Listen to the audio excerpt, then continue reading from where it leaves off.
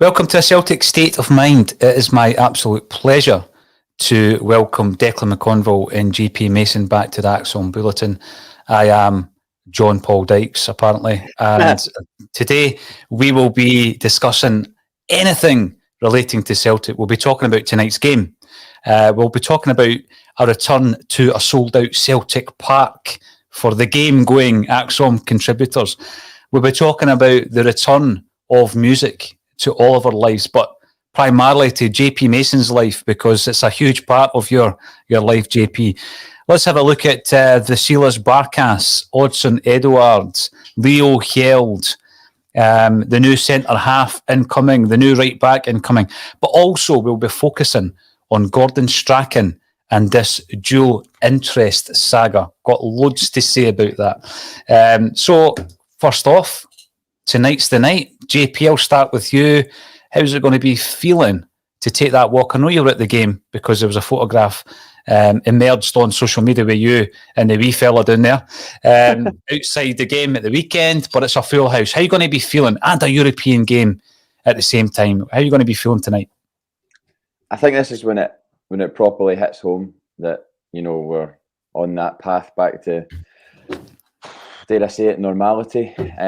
Just the last game, obviously, the game on Sunday there was completely off the scale. I mean, even though I was in a different seat, you know, to watch the rip-roaring, free-scoring, never boring Glasgow Celtic in full flow was something else. And seeing Ryan Christie's head and his feet inside Celtic Park was also great.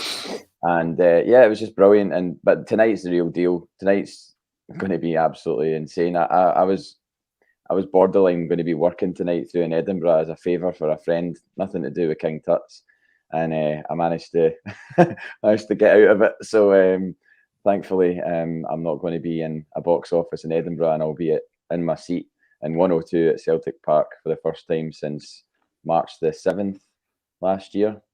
And in many ways, it's just I think it's going to feel like it never happened. I mean, obviously it has, and we've all aged a year and a half since the last game, but I think it's going to be something else, and I can't wait.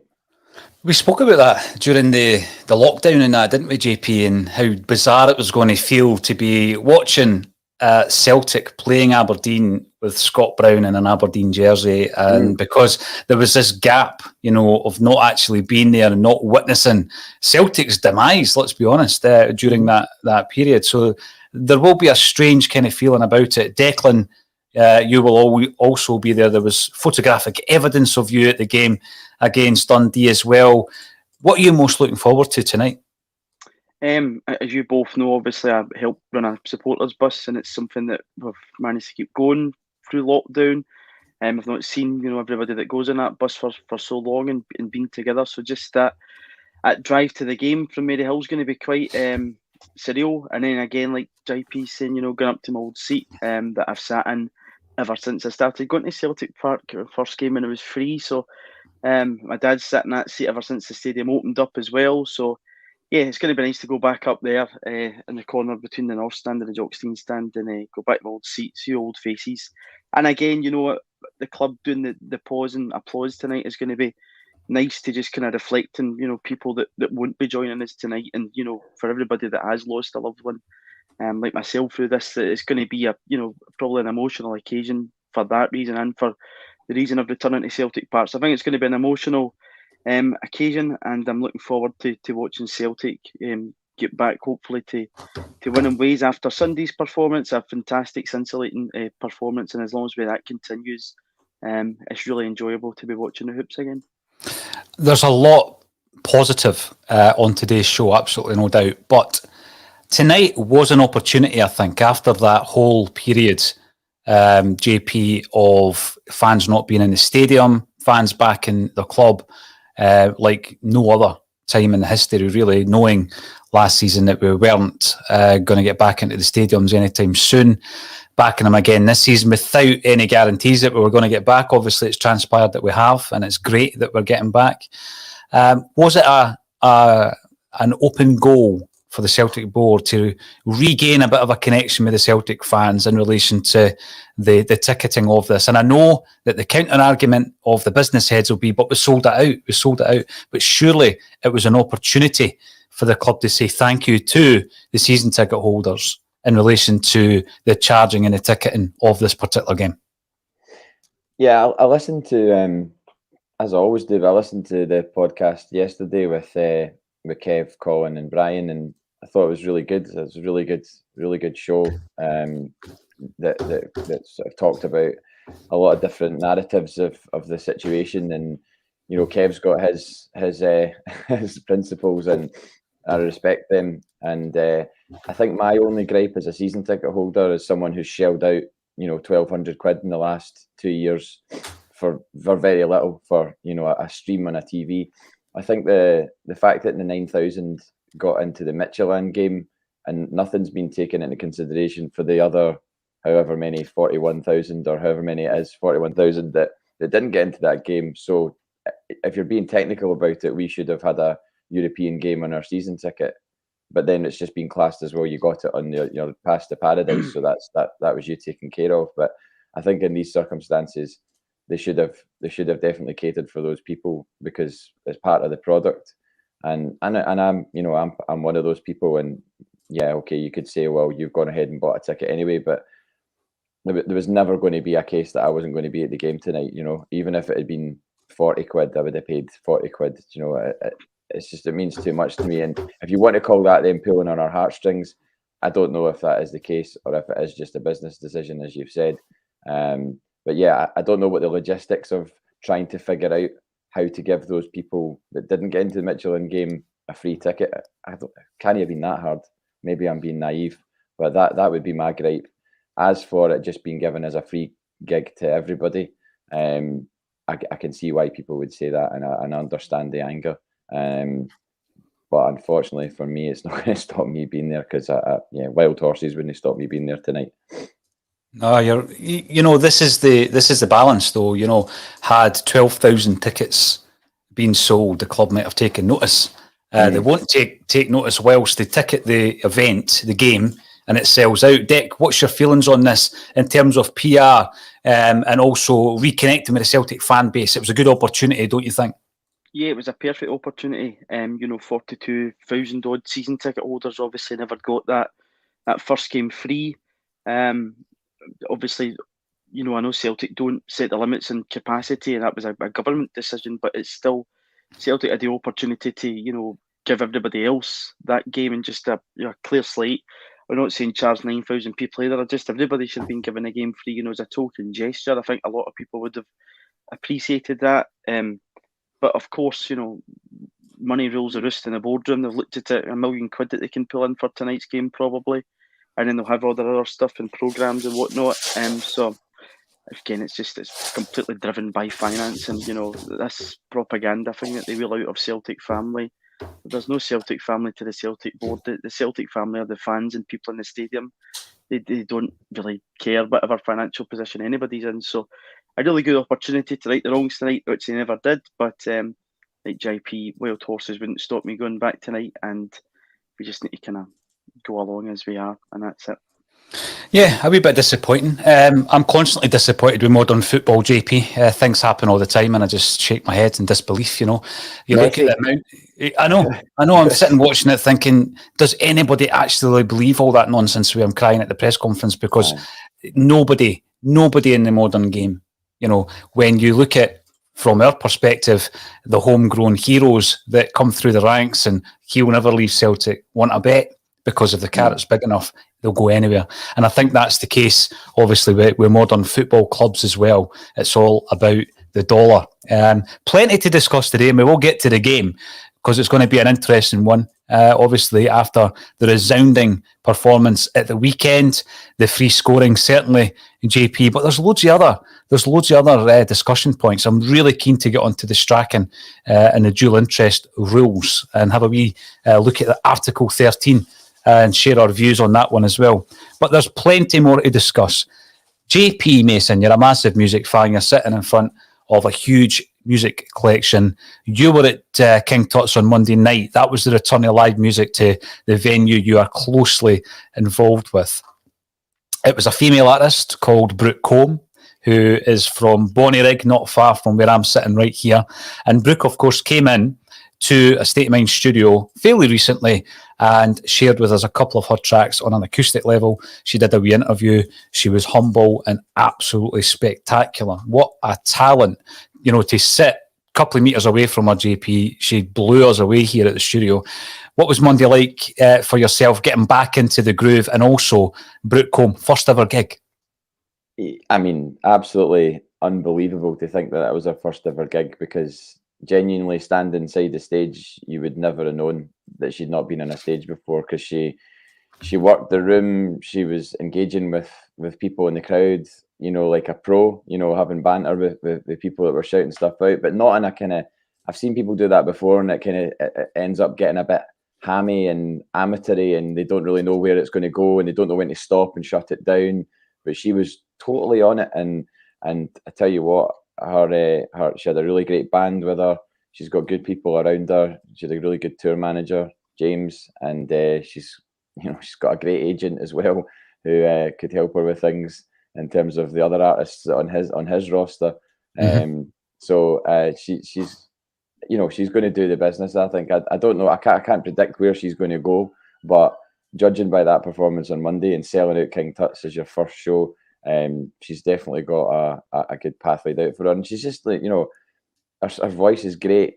And, you know, there's sometimes you see people at King Tut's and you just get that feeling, and you know that something's going to happen for them, and it's going to get bigger. How big that will be will depend on, you know, her luck and how things work for her going forward. But she will definitely play in a bigger stage than King Tut's. There's no question in my mind that will be the case. So, and I mentioned to her when she arrived, I said, "Oh, I first saw you on a State of Mind. You know Paul John Diggs." She was like, "Oh yeah, he's a legend. He's a legend." I'm like, there you go, straight from Wow. the horse's mouth. There you go. Yeah. And she's a Celtic fan. Sorry to break anybody's hearts out there, but she supports the famous Glasgow Celtic. Oh, we didn't get onto Celtic actually. Oh, there you go. Music, yeah. That was off the record. I've just broken the record.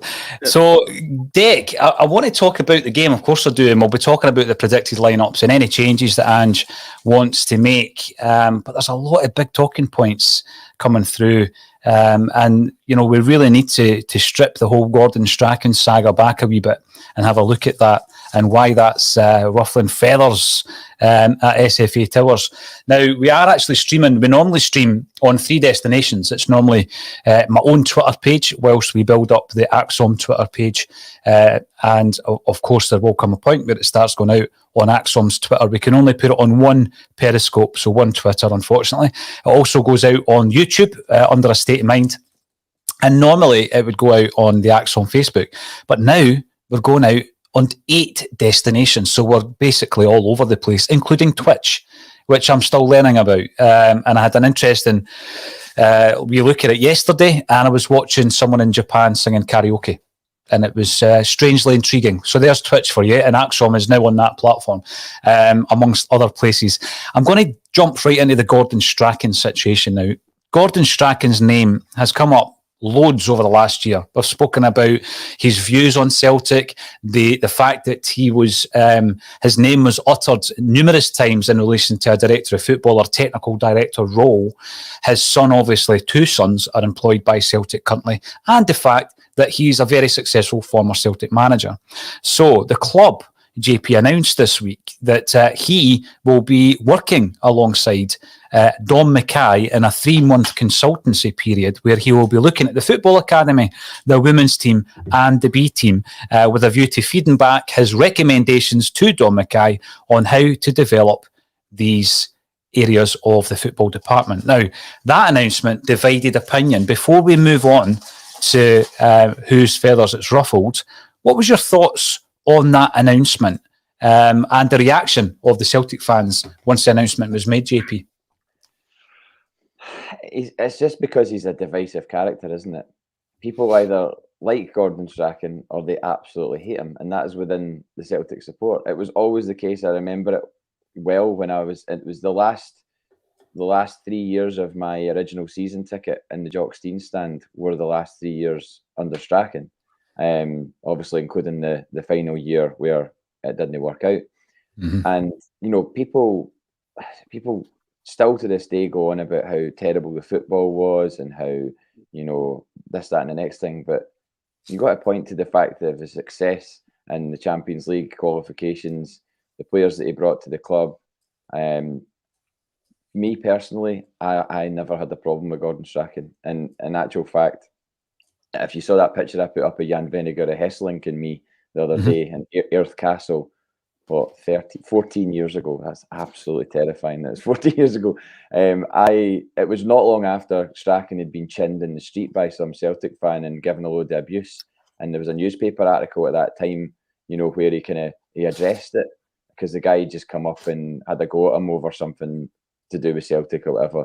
And I went up to him in the hotel that morning and just went up and said, Mr. Strachan, just want to say I'm a season ticket holder at Celtic, and I just want to thank you for everything you've done at the football club.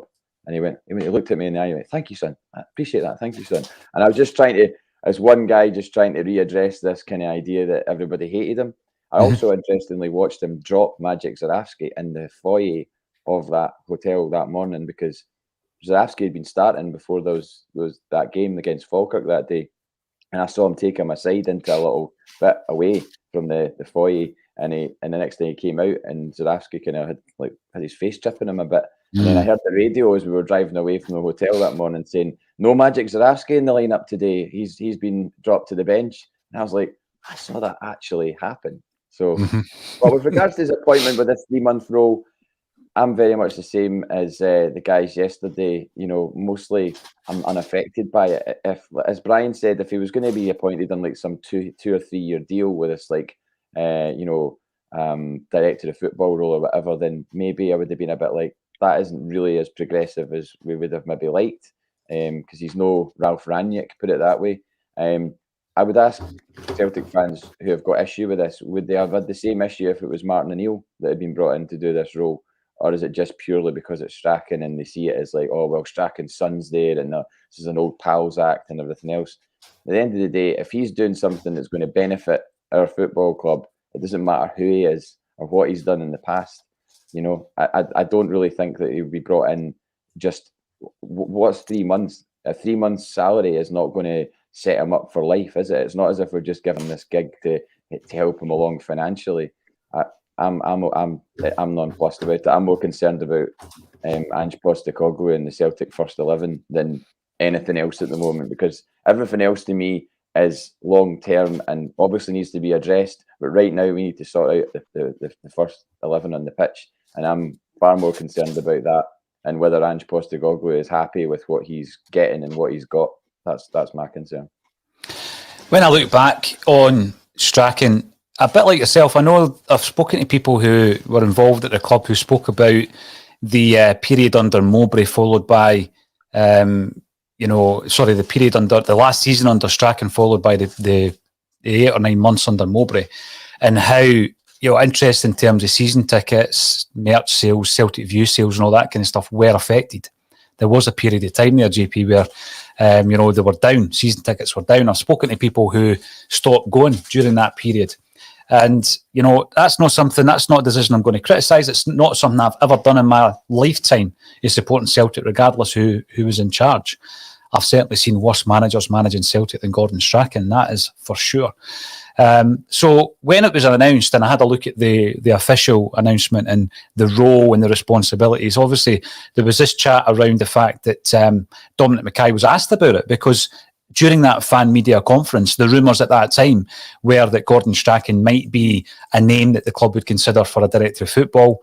He was asked about that. He said it wasn't happening. People were then saying, I thought it wasn't happening. This means that Dom Mackay's got nothing to do with the decision, and then they start deconstructing it.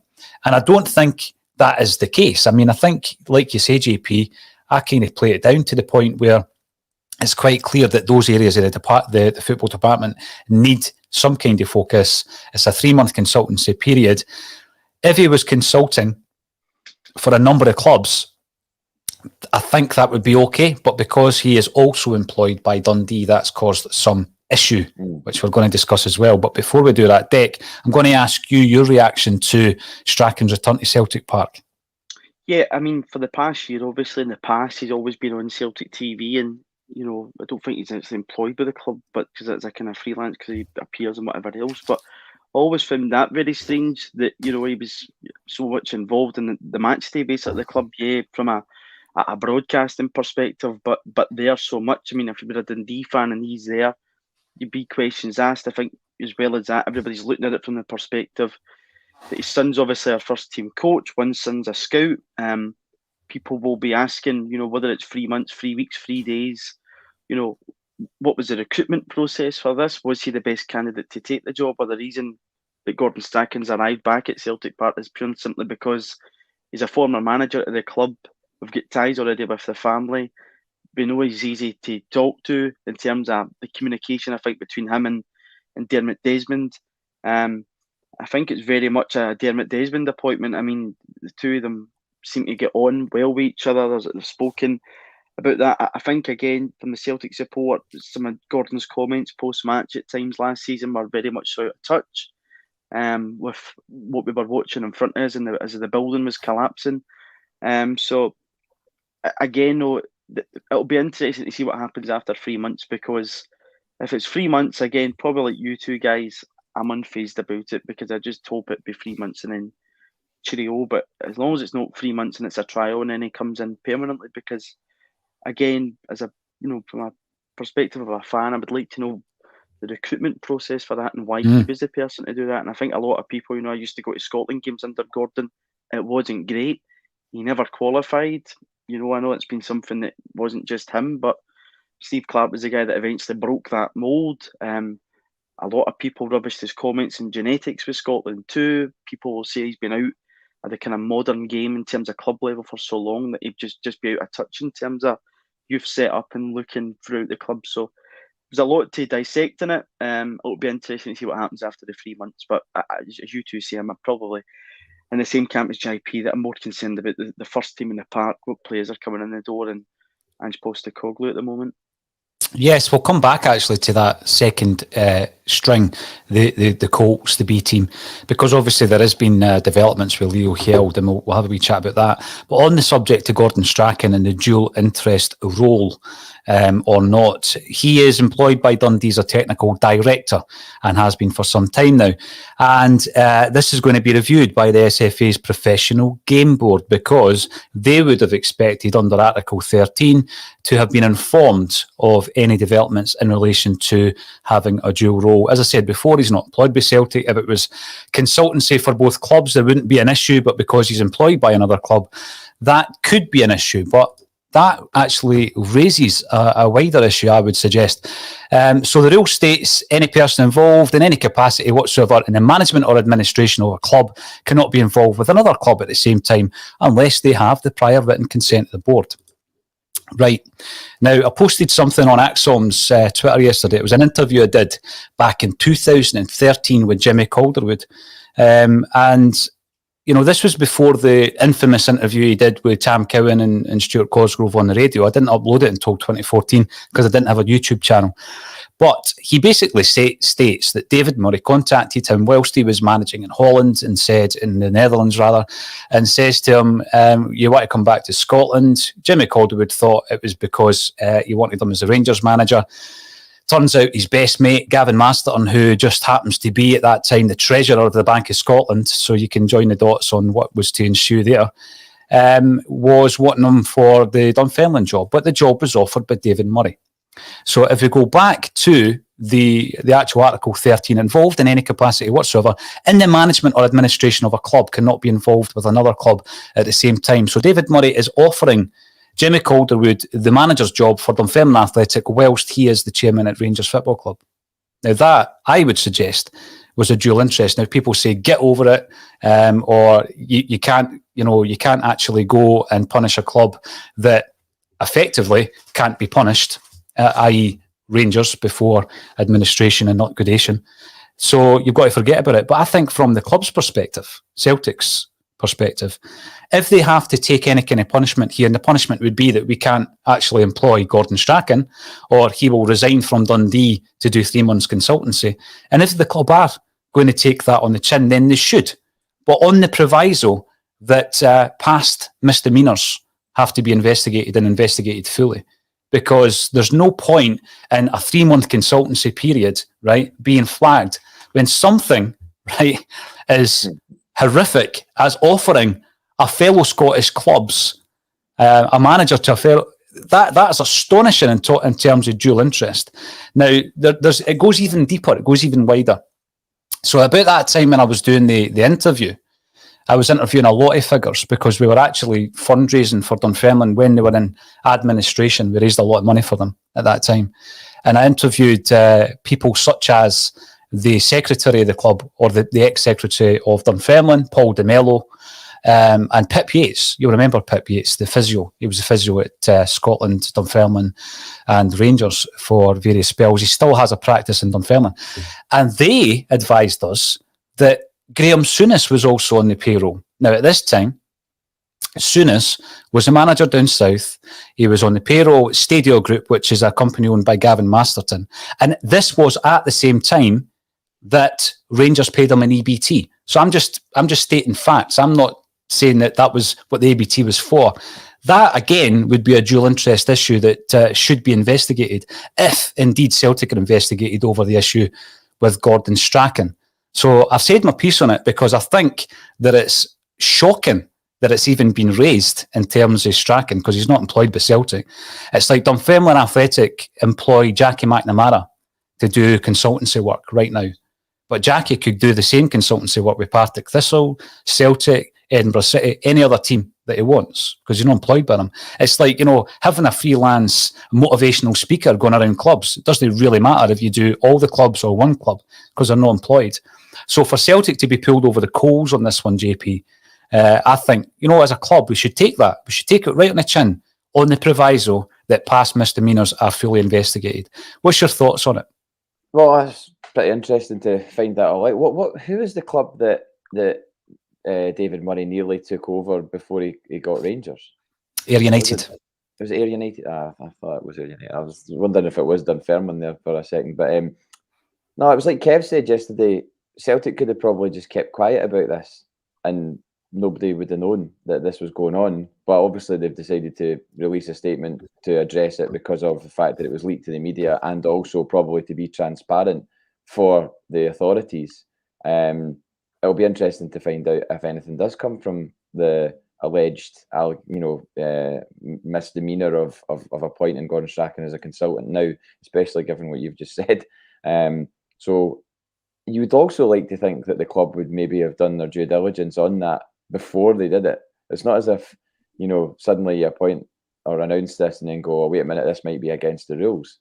Surely to goodness they'll have basically checked that out, before going ahead with it. It would seem bizarre to me if they hadn't. So I wouldn't expect anything to come of it, to be honest. I think like you said, if you're a freelancer, you can go and do work elsewhere, as long as you're not taking on full-time capacity, and it's not full-time capacity. So, and just with regards to what he might be doing, if Gordon Strachan is the guy that's charged with going around and looking at setups in other clubs to then base and make recommendations for Celtic, I've not got an issue with that. The guy is clearly, whether you like him or not, he's clearly passionate about Celtic. And if you're passionate about something, then that's going to reflect in the work that you do. He's not just going to sit there picking up a 3-month, whatever it is, salary, check, whatever. He's not just going to sit with his feet up and, watch the games and watch training. I think he'll actually want to do something good for the club, because that shines through. Whether you like him I know he's a spiky individual and he's made enemies here and there, but, a lot of people talk well about him as well. I've seen a lot of people sticking up for him and on Twitter as well, ex-players and things like that. So, that's our 2 bobs worth. And he's a big pal of Tim Booth from the band James. He's a big James fan. Yeah, that's right. I've seen him at James gigs. He loves them. Yeah. It's tremendous, because obviously Tim is a Leeds United fan, and when Gordon Strachan played for Leeds, Tim Booth wrote to him says you're my favourite player. And he asked him for some advice because he wanted to figure out how you remain relevant within your field as you move into like the kind of like later years, because obviously Strachan had played, I think he played for Leeds up until he was about 37 or 38. He then went to Coventry. He was still playing at 40. And Tim Booth wrote to him and asked him that. And a friendship ensued. So as you say, he goes to the James gigs, and James have been going to Celtic games for a number of years. And Saul Davis spoke about that on the podcast about a year and a half ago, how they were, turning up at grounds expecting to be given the full hospitality treatment, but Strachan had just given them normal briefs. And they were just to stand with the likes of you and I, which is quite funny and typical, apparently, of Gordon Strachan. Declan, what's your thoughts on, anything Celtic does as a furore? And very quickly, this was deemed as a possible breach of an article of the SFA's rule book and all this kind of stuff. And, it's quite hard to swallow when rules have been broken in Scottish football for a generation and not challenged. Yeah, it's very ironic. Whether people are happy with the appointment of Gordon Strachan or not, I think you take him out the equation and what it is, if you look at other clubs' misdemeanours and whatever else, it is very ironic that, right away down our throats, but other clubs just seem to get away with it and nothing happens. So in many ways, it might be good for, us to kind of get a slap in the wrist for this, and then for Celtic to then, grow up here and start to challenge the SFA and a few points that they've shied away from in the past few years. So we'll see what happens with it. But it's very ironic that, right away, even journalists, one who got the prediction at the weekend very badly wrong at Tannadice, and was right on it right away. So yeah, it's no real surprise that, people want to, even yesterday's article, I mean, just to touch on the press, talking about Odsonne Edouard the day after another team gets dumped out of the Champions League. I mean, it was a non-story, but let's say something bad about Celtic. It's bizarre, but it'll be interesting to see what happens with this situation. I'm sure something will come out of it. And whether it's Gordon Strachan will work for Celtic in that advisory role for 3 months, or we will get the slap in the wrist and maybe grow up here. One thing will happen out, yeah. It was Mikey Stewart that replied to Tom English's tweet and basically said, slapped him down and said, no, Gordon Strachan's actually a good guy and very knowledgeable about football. Like, because Tom English's tweet was absolutely insane. Like, I can't even believe he went for him in such a harsh way. I mean, it was worse than a lot of tweets I saw from Celtic fans. Like it was quite personal. So I was quite pleased to see somebody like Michael Stewart just go back and go, wait a minute, that's not cool. He's often a voice of reason. That's Dex, pal. Dex, a friend of the Stars, as you know. It could well be the first opportunity for Don Mackay to go toe-to-toe with the authorities, something I'm sure he'll become accustomed to whilst he's at Celtic Park. Danny Payton, who is watching on Facebook, because we're streaming all over Facebook at the moment, take personal opinions out of it. He hasn't been involved in top-level club football for over a decade, during which time the structures of youth and women's football has been transformed. He's wholly ill-equipped for the role to give overviews on what he doesn't know. I think he's done a fair bit of work with the academy up in Dundee. But, in terms of the B team, obviously that's a new thing. And I can see the merit in bringing somebody in to try and have that as part of a function that if you play for the B team, the step up to the A team is made easier by the fact that we're playing the same system. There's the same kind of strategy. There's the same kind of philosophy. It's something that's worked for a lot of big clubs in the past, but we've never really had that procession. And if you've got it at academy level, to B team level, to first team level, absolutely makes sense for somebody to come in. Whether or not Gordon Strachan is that man, we'll need to wait and see. And of course, the women's game has developed massively over the last few years to the point where we're playing Champions League football this year, which will be brilliant to see. It'll be great to get the fans into the stadium to watch those games as well. Now, plenty more to discuss. Someone mentioned earlier there, Declan, about Odsonne Edouard. I found it bizarre that somebody like Charlie Adam, right, again, who had been on the same park as Odsonne Edouard just days before, was, very critical of Edouard and said that he could command a price of around £5 million should Celtic decide to sell him just now. Bizarrely, even more bizarre than that, is that Charlie Adam himself have got combined transfer fees of 13.5 million, which I find mind-boggling, and that's something else that's wrong with modern football. I just look at Eddie. I think to myself, right, his form is temporary. Declan, anyone who has got any knowledge or observed football for a number of years will know that Edouard is worth more than £5 million. I think the fees that have been discussed are far more accurate, and they're around the £20 million mark, Deck. What's your thoughts on this? I mean, he's obviously on his way out. We seem to be interested in Thomas Henry.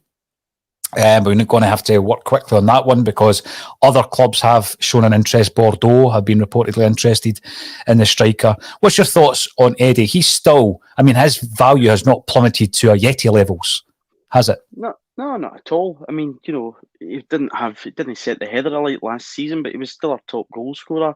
Yeah, I know a lot of them were from the penalty spot, but his goal scoring and assist record at Celtic is something that is well worth the fee of around 20 million. And as we were talking about conflicts of interest earlier, Charlie Adam, the Dundee captain, was going on a Scottish football show saying that his club should get less money and sponsorship shares from the Cinch deal because another club's kicking up about it. So, where does that come into play with it? Because we've got players that are going in the media and slaughtering their own clubs too. So, yeah, I think from the perspective of Odsonne Edouard, but we've known for a long time that he's going to leave the club. People were comparing him to Furuhashi on Saturday, two completely different players. Furuhashi obviously likes to move off the ball, create the space. Edouard likes to get the ball into feet and create the goalie cell and go at players. Two totally different players. It's just that obviously Kyogo probably suits what we like as Celtic fans, is that really direct football where, ball was played into the space and bang, something that we've always been kind of used to watching for the great strikers that we've had down the years. But I think, at this point in time, it's getting the right price for Odsonne Edouard, let them leave the club if that's what he's wanting to do, and investing it back into the squad. And, whether it's Thomas Henry or whoever else, that it's a good quality striker that will come in and challenge this one, who we've not touched on yet, but was absolutely sensational on Sunday. What a performance. First time a player has scored a hat-trick in his home debut since 1924. Absolutely outstanding. So I look forward to seeing this man. And whoever is French Eddie's replacement, I hope he can push this man or even form a partnership with him, because I'm really excited to see more of this man tonight, hopefully. Brilliant. I loved how Declan just turned that into a positive there. JP, that was tremendous. A Northern Pros, which is Kevin Graham, is on Twitch. Check him out. I don't know if he's also watching a karaoke video from Japan, as I was yesterday. But he's on Twitch and he's commenting. So get on it. Get on Twitch. I think a couple of the guys are going to be gaming and stuff like that, JP. It's not my thing. I've not gamed since the old Amiga 500 days. So New Zealand Declan has no idea what I'm talking about. Sorry? New Zealand story. Yes, Sensible Soccer, Deluxe Paint 3. Oh, yes, Lemmings. Loved Lemmings. That was a Scottish creation as well.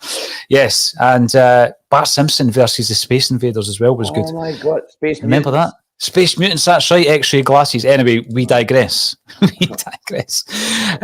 Odsonne Edouard and obviously Kyogo, whose name adorns Declan's shirt. There's a question. Who's the first name you got in the back of your Celtic jersey, JP?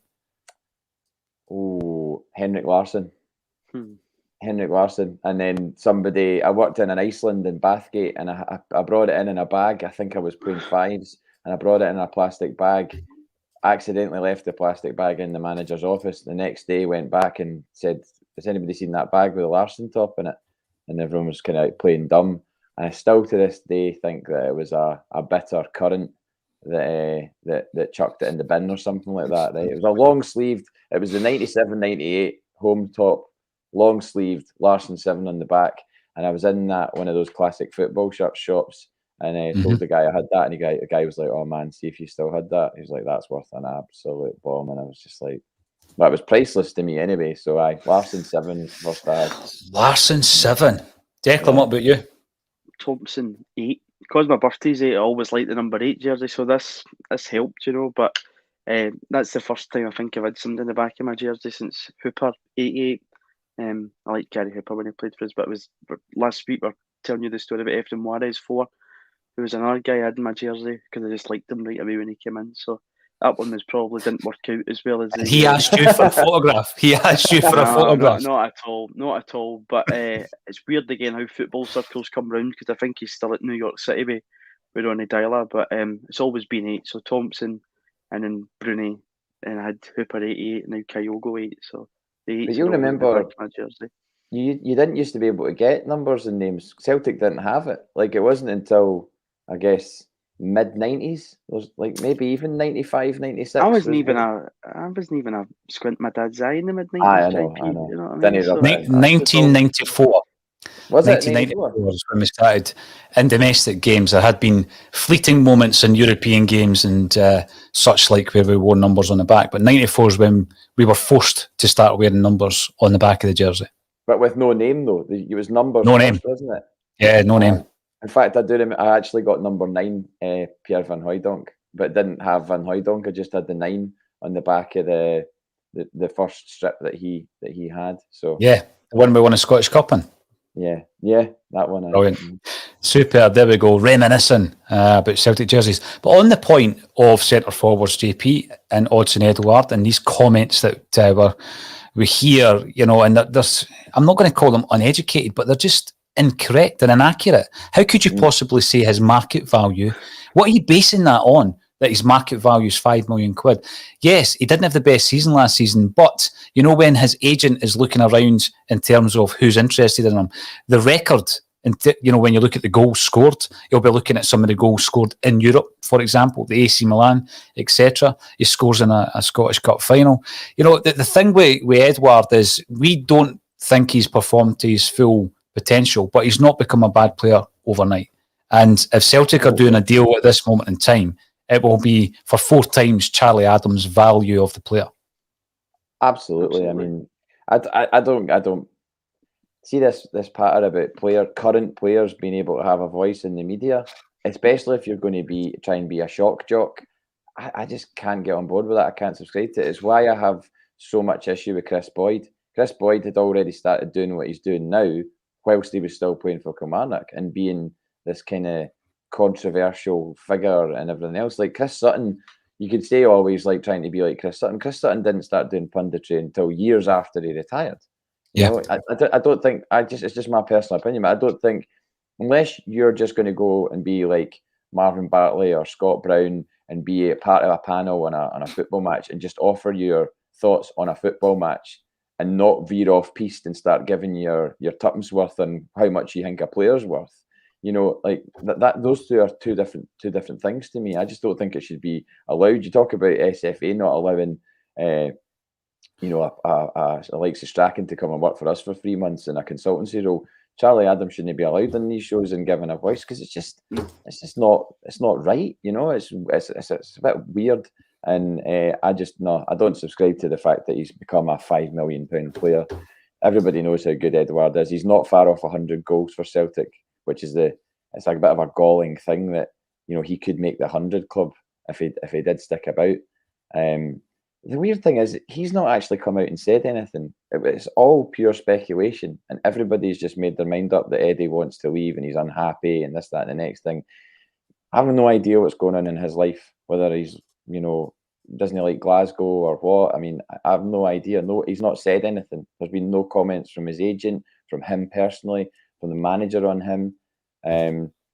The comments the other day about losing him for nothing from Ange Postecoglou was a little bit concerning, because the first time it actually became a reality that he might not leave and he'll stay and run out his contract, and then and then he goes for nothing, which I don't think anybody would be all right with. I mean, would you? No. The only scenario in which I would accept that is if he stays, he's on the top of his game, he scores 30 goals and we win a treble and we do something in Europe. Right. That's the only time I'd accept it. But on the current form and with his current demeanour I can't see that. I can't see it being like a light switch, JP, where all of a sudden he gets his mojo back and he starts performing again. So that was a concern. Ange Postecoglou saying that. I mean, Will McMillan comes in on YouTube to say if Frimpong is worth 11, double it for Eddie. I think if you look at the Frimpong deal, you look at the Ayer deal, then, you then say Eddie's worth 5 million. I don't think you know what you're talking about in terms of football. Someone else comes in to say that feed the bear. Always a pleasure to see you. Coming in on the comments, I'll get the ACSOM on my tap for going back to the games. Well, just buy the top. Buy the ACSOM top. The stock has arrived. We had a few of these jerseys in the studio because we're dipping our toe into quality merchandise, JP. We're not just, flogging a dead horse. Quality merchandise, all embroidered, etc., with our logos that we own on the jerseys. And a wee sample, dipping our toe in the water, completely sold out just by one post on Facebook. So we had to order some new stock in. It'll be on the website by the end of today, hopefully ACSOM.net. And that will obviously help to finance the running of ACSOM and all the other various shows that we put out on a daily basis as well. If anyone else is watching on YouTube, make sure you subscribe. We're growing the channel on YouTube. And if you do subscribe, you might win a monthly prize. This month, JP, the Fratellis with Costello Music is a platinum disc. It was presented to John Fratelli for 600,000 sales, which I think makes it a double platinum of that debut album. What was your thoughts on the Fratellis? You would have seen them a few times. No, not really. No. The Chelsea Dagger, they used to play it at Celtic Park every single time we scored. We scored quite a lot, if you remember. At that time, we were absolutely tonking teams, and I got sick of it. I was like, please just change the record. Like, and it's a good song. Obviously, it's a good song, and it's catchy as in, and I get why. But I mean, bring back the Pogues or something else like Fiesta. That was a good one when we scored.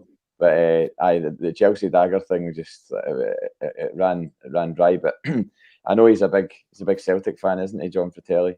They're all apparently really nice guys. My pal Raymond's pals with them, so yeah. But they never really registered with me. It wasn't. I think I just missed the boat on them. They were. If I had maybe been about 5 or 6 years younger, I'd have probably been all over it. But I'm not sure what I was into at that time. Probably I was listening to. That was probably when I started listening to Twilight Sad and Frightened Rabbit and stuff like that. Right about that time, so I was on their bus and not the Fratelli's bus. Not the Fratelli's bus. And I think Chelsea Dagger was the name of one of their girlfriends, a burlesque dancer, Chelsea Dagger. Now, Northern Pros, I don't think he should be on Twitch trying to do that, buy the gear. I'm quite sure he's talking about the ACSOM top over my left shoulder. Robert Baker, Ayer earned his move. Edouard isn't earning much right now. Totally agree with that, Robert. I really do. I just think, again, credit to Ryan Christie. It's very difficult, I think, for a footballer once their head has left the building, JP, copyright, for them to come back into the game. I think that must be very difficult because they've checked out, and I think that massive credit is deserving of Ryan Christie, Declan, because he's managed to check back in. I don't know for how long, but to be able to then find that motivation again, and some people might say, well, they get paid this and that, that's their job. Yeah, it is. But I think they need to be switched on, top level of any sport, to be able to perform. So credit to Christie for being able to do that this season as well, so far. Yeah. Again, in Sunday, Paul, I thought he was outstanding. I mean, the assists were terrific. Nutmeg the guy, played that ball right, and it shows he's got a real footballer's brain in terms of just knowing where the space would be, and the two of them just clicked perfectly. I mean, the third goal, the ball through is just so perfectly weighted through to Kyogo, and he knows he's going to make that run. So he's playing that ball in there. And even playing as that on the left hand side so much last season, we saw him playing the right hand side of that 4-2-3-1, and then coming centrally. I mean, as a left winger, he looks absolutely brilliant. If he's up for giving us another year and then going for a fee next summer, I'd definitely take him because he's given his all, and that's all we can really ask for. But back to Edouard, Ollie McBurney went for 20 million quid to Sheffield United, so if he's worth 20 million. And surely to God, Edouard's no far off it, or if more, because, for what I've watched Ollie McBurney in a Scotland jersey, never mind him playing for Sheffield United, he is absolutely honking. Another great quote for Declan. Absolutely honking. For all our new viewers in Australia and Japan, Declan, what does that mean? Absolutely honking. Not a very good player. Not a very good player. Yeah, I mean, we were talking about Charlie Adam and his combined transfer fees, which I think come in at about £13.5 million or something there or thereabouts, which I find astonishing, but not as astonishing as Oliver Burke's £33.2 million. And I would challenge anybody to tell me a Scottish player who has cost more than Oliver Burke. And I find that absolutely astonishing for a boy who's only 24 years of age. And someone did say on Twitter, a couple of months ago when we were getting stick, ACSOM is definitely the worst thing ever to come out of Fife. Well, Oliver Burke was born in Kirkcaldy, so I don't know if that is right. Now, Robert Baker, you're asking for a link to the Twitch page. Well, I'm just going to stick it up in one of the comments here, and you should be able to find us from there. That's up on the comments now. That's our Twitch. The only thing I've ever watched on Twitch is Lemmy driving about in an American highway in a kind of big truck, and he just drives around chats nonsense and drives around, and it's bizarrely therapeutic. I don't know how long I could watch it for, but it's pretty good. Pretty good fun. The thing is, JP, I says to Kelvin, who's the videographer at State of Mind, that when I went into the Twitch thing, because obviously I had to set up an account, I felt as though I was entering a completely different dimension. Yeah. It was like I was watching Total Recall or something. That was a different world for me, a world I didn't feel that comfortable in. However, it is another platform and people use it. So, if they use Twitch, they prefer that over YouTube or Facebook.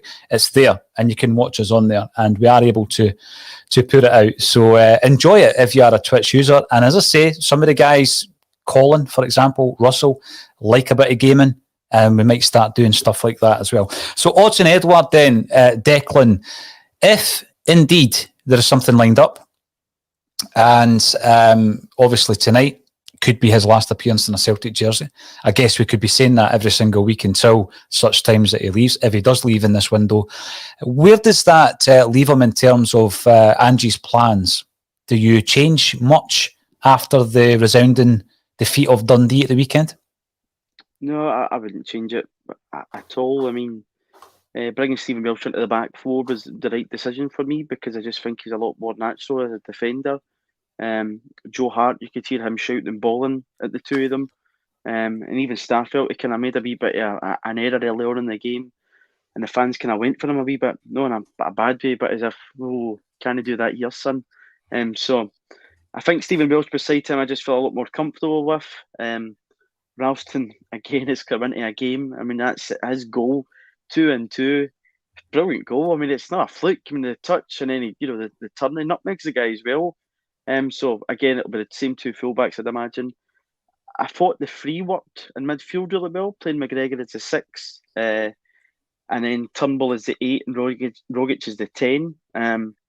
Again, another great goal from Tom Rogic, one of his better performances that we've seen in later. And again, Turnbull looked a lot more on it. I think he maybe just a wee bit more comfortable there. McGregor playing that different role, but breaking up play, dropping in to help Starfelt and Welsh. Two wingers, and this man just seemed to click really, really well, and they're really direct and go at teams, and I think that's what's going to be something that Jablonec will fear tonight, that, with the crowd roaring everybody on, and if we, get our tails up early on, it could be quite messy. So, no, I wouldn't change the team at all. The manager's said that as well, hasn't he? He's alluded to the fact that his players are probably not used, not like footballers over the last year, but just generally not used to playing in front of a crowd like a Celtic Park crowd on a European night. Fair comment, Declan McConville. Would you agree with that, JP? Is there any changes you would make or you would like to see made tonight? I mean, I want revenge over Hearts on Sunday, because I saw so much crowing from Hearts fans that I know, and non-Hearts fans as well. So I want to batter them on Sunday, and I mean batter them. You're talking about the team, not the Hearts fans. No, I'd actually probably batter them physically. I want them dispatched. I might live to regret those comments, and we'll get dumped out of the cup on Sunday. But no, I just because that should never have happened at Tynecastle. Last minute winner. That's what we do to them, not the other way around. So Maybe might change some things with an eye to Sunday. I don't know. Just, but I think nobody deserves to be dropped from Sunday's game for my thinking. Everybody was totally on it.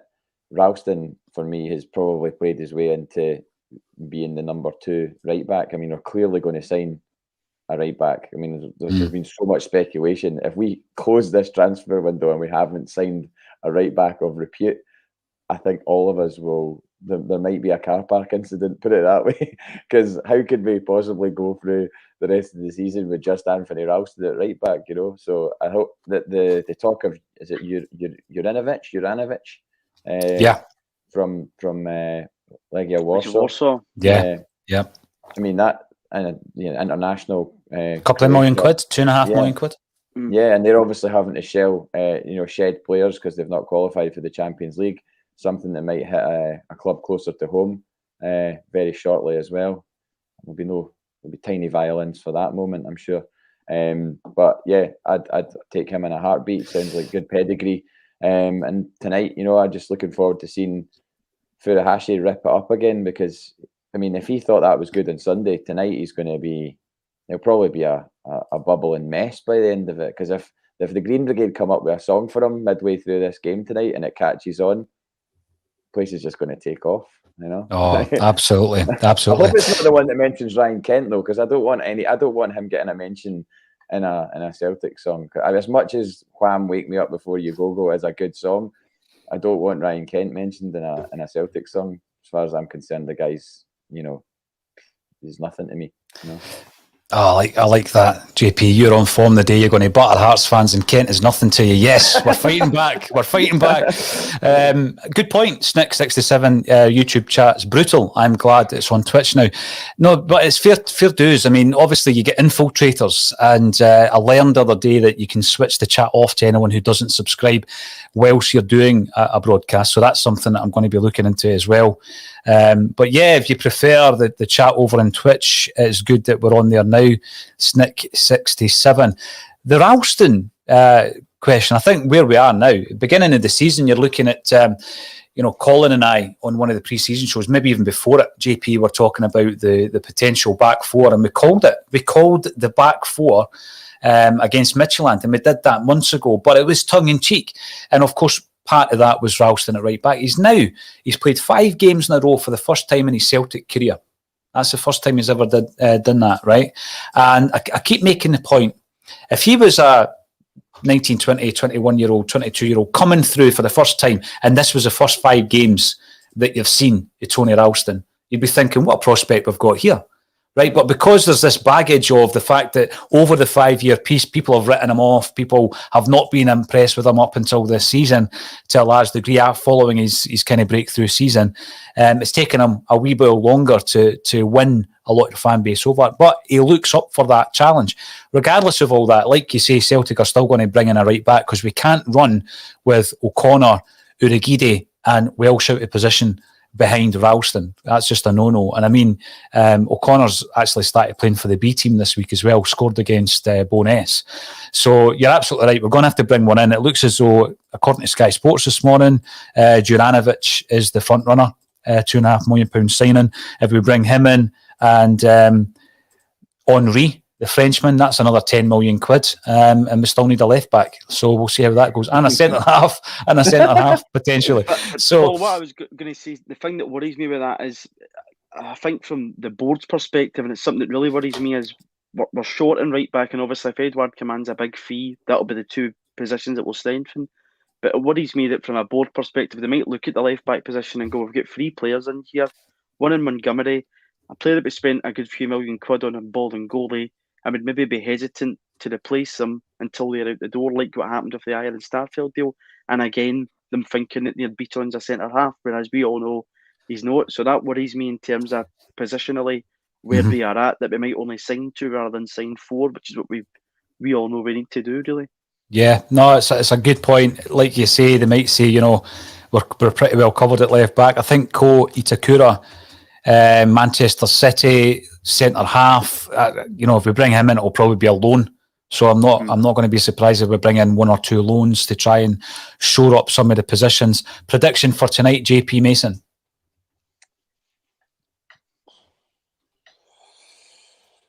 I don't really do them. But okay, 3-1 Celtic. 3-1 Celtic, Declan McConville.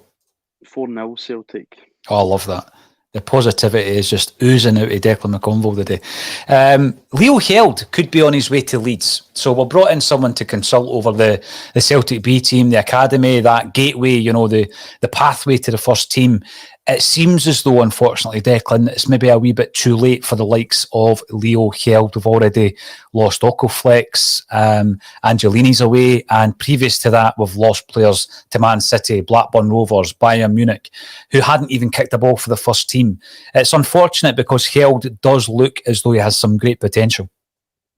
He looked decent enough at Ross County. Obviously, John Hughes' comments about him too. But yeah, there's just so many players that have checked out, younger players to go and pursue a career somewhere else, where there obviously is a clear pathway from that development squad into the first team squad. And, this season so far, there's a lot of players in that B squad that are looking like a player. Owen Moffat in pre-season looked great, and he's still doing it just now. And he's playing against, Maine, and he's doing it. It's not as if he's playing against people at his own age level, and they're battering teams at times, Celtic. So maybe just a wee bit too late for him. But if there's a kind of clear plan for him at Leeds and how we can make the progress into the first team, that's probably why he's going there. So it's something that we do need to sort out, that players think they can go into their academy and be in the first team and have that opportunity. Yeah, so we're actually saying that we agree that we need somebody to come in and have a look at that pathway, but we understand some fans' frustrations that it might be Strachan. That's if we've not breached Article 13 of the SFA rules, of course. Just running through some of the really positive predictions for tonight. I've left the best till last from Stephen Coulthard, 7-0. Here's hoping, Stephen. Here's hoping that this doesn't come back. It could have been 7 or maybe even 10 on Sunday against Dundee. 10 on Sunday. Yeah. It's a free scoring element. It's a free scoring element. Scored 10 goals in 2 games coming into this game here. The confidence is oozing in the team, particularly offensively.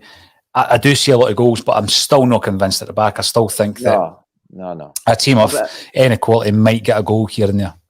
That's why I said 3-1, because I can't see us not conceding, and it probably won't be Joe Hart's fault anyway. It'll be somebody letting somebody run off them or whatever, as we saw in the first game. It was those goals that we lost in the first game last week against Jablonec were preventable. But I loved the one thing I loved about, well, there's many things I loved about Sunday. Just walking out Celtic Park with a smile on my face again was. Well, actually, I've not been too used to that, because we've all just been sitting at home, watching this calamity on our TV screens. We've not been at the game to see it. So, but we're seeing the players really going for it, even in the final couple of minutes. I think it was Christie and maybe Ralston that were both basically going for the same ball from a corner or a cross right at the end, and you're like, they're still massively we're 6-0 up. There's no need for them to still be like that. But you saw them, just going full pelt, and it was actually a reflection of the praised and maligned video that was released of Postecoglou saying, "We don't stop until the final whistle. You just keep on at them." Some people were skeptical about whether that was staged or not. I don't think it was. I think from the interviews you've seen with Postecoglou that he's a pretty straight up guy. He's not the type of guy that's going to go, right, let's set up this video shoot and I'm going to say this and make sure you release that as a soundbite. I think it was just purely they caught him saying what he would say without a camera there. I heard them shouting that on Sunday. It was 83 minutes. I looked up at the clock and he was shouting, keep going, keep moving, keep going forward, don't stop. And he was shouting that. So as you say, definitely not staged. And how many times have we watched Celtic in the past few years and they get to, maybe 3 goals and just let their foot off the gas, whereas Sunday it was just right on it, get more goals.